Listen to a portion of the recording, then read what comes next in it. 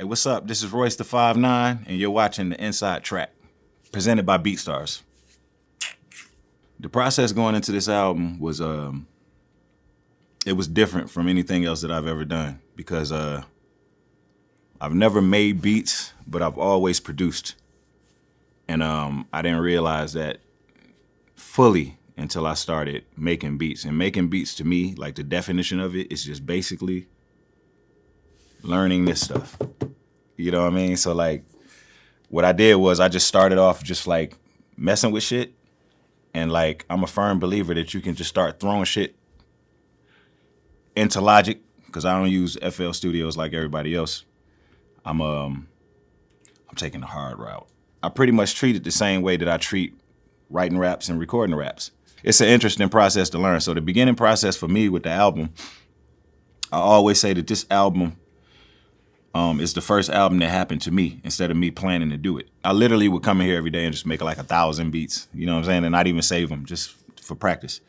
So like I made one, I rapped over it, cool, put it to the side, made another one, rapped over it. And then after a while, like I started coming up with shit where I was like, oh, I started to be able to shape a narrative a little bit, and it started to become more interesting to me. And then next thing you know, I look up and I'm like halfway in the album mode. I'm like, holy shit. Once I got that far, then I felt like, all right, you know what? I might as well just do the whole album. Why not? I feel like it was meant for me to do this now. Porter said, it's good that you got this out the way now, because there's a certain recklessness here that will not be here after you become a little bit better. Like, you know, once you start becoming a little bit more polished, all the recklessness goes out the window. It happened to me with rapping.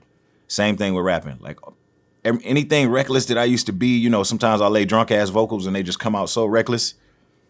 That's gone forever. You know what I mean? Like in every master that I know, every master beat maker that I know, you name them, I know them all. And I got relationships with most of them. The first thing they're gonna tell you is what they won't do. Right? It's always what they won't do.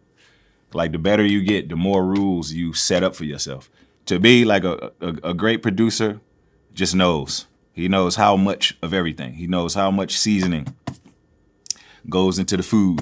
So a great producer will also make sure that the right people are in the room, and then he can make sure that those people play to their strengths. That he puts those people in position to play to their strengths.